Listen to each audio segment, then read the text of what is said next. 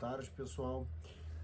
O meu nome é Marco Weinstein, eu sou professor da Faculdade de Medicina da Universidade Federal do Rio Grande do Sul e chefe do Laboratório de Cateterismo e Cardiologia Intervencionista dos Hospitais de Clínicas e Hospital Moinhos de Vento, em Porto Alegre.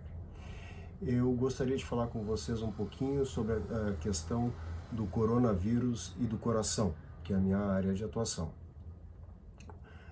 Essa epidemia de coronavírus que está assolando o mundo inteiro tem suscitado dúvidas em diversas áreas.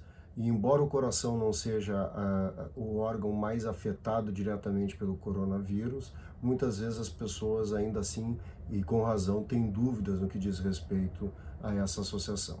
Em primeiro lugar, é importante nós ressaltarmos que a doença cardiovascular é e permanece sendo a principal causa de morte ao redor do mundo, e o Brasil não é uma exceção em relação a isso.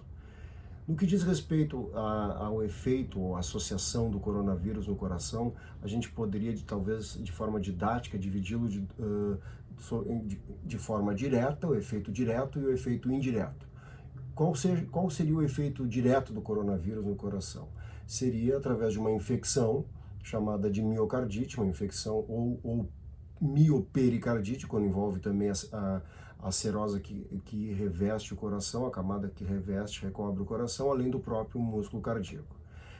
Diversos vírus e inclusive bactérias podem causar infecção no coração, e se vendo que o coronavírus não é uma exceção, e ele pode também causar esse quadro que simula muitas vezes um quadro e confunde com um quadro de infarto, até por ter dor torácica de forma semelhante. Além disso, de forma mais frequente, mas também efeito direto, é a lesão miocárdica que o coronavírus pode provocar, a lesão do músculo cardíaco, sem que necessariamente exista infecção do coração diretamente. E isso não é irrelevante, muito pelo contrário. Recentes publicações de pacientes atendidos na China, numa revista de grande impacto, foi capaz de demonstrar que pacientes que tinham infecção pelo coronavírus e apresentavam algum grau de lesão, de injúria miocárdica, tinham 2 a 4 vezes maior chance de morrer comparado com aqueles que tinham infecção pelo coronavírus, mas não desenvolviam lesão no coração, lesão miocárdica. E no que diz respeito ao efeito direto do coronavírus, o que se pode também dizer é que o infarto do miocárdio, o infarto clássico que a gente vê, ele é uma doença inflamatória. Existe uma ruptura da lesão coronariana, levando a uma oclusão desse vaso.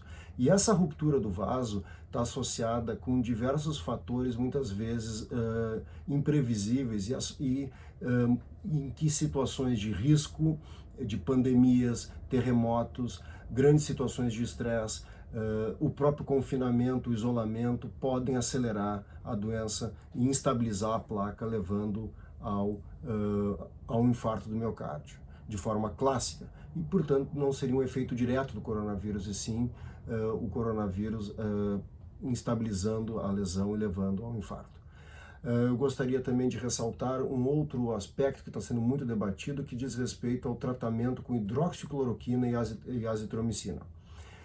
Embora tenha sido muito bem dito pelo Ministério da Saúde e por outras fontes bastante confiáveis, não existe ainda nenhum tratamento específico para o coronavírus. Mas essa combinação de hidroxicloroquina e azitromicina, que tem demonstrado alguns efeitos benéficos em estudos menores, não randomizados, do que diz respeito à redução da inflamação associada ao coronavírus, não necessariamente redução da carga viral, ela tem potencial cardiovascular de efeito adverso, um potencial tóxico que não é desprezível, muito pelo contrário. Portanto, esse tratamento, quando indicado, deve ser feito apenas em ambiente hospitalar, porque o risco de intoxicação, de risco adverso cardiovascular, levando a arritmias e até a morte súbita associada a essa medicação, não é desprezível. Ela pode ser benéfica desde que utilizada de forma correta. E para terminar, eu gostaria de ressaltar um aspecto também muito importante, talvez o mais importante pela frequência. A imensa maioria dos pacientes jovens com menos de 60 anos que tiveram complicações graves associadas ao coronavírus tinham outras comorbidades. Dentre essas comorbidades, a hipertensão arterial foi a mais prevalente delas. Portanto, eu recomendo que os pacientes hipertensos mantenham sua pressão mais controlada possível, utilizando aqueles remédios os quais eles estão acostumados a utilizar, que estão prescritos pelos seus médicos e nas doses recomendadas. Terminando então, gostaria de desejar a todos que sigam as recomendações gerais das entidades e do Ministério da Saúde, mantendo a quarentena e o isolamento sempre que possível, lavando as mãos e, ao mínimo, controlando a pressão, como eu disse anteriormente, e se sentirem qualquer tipo de suspeita de dor torácica ou alguma outra tipo de sintoma que possa estar ligado à doença cardiovascular, que não menospreze isso e procure o hospital para ver se não está acontecendo alguma coisa de errado no ponto de vista cardiovascular.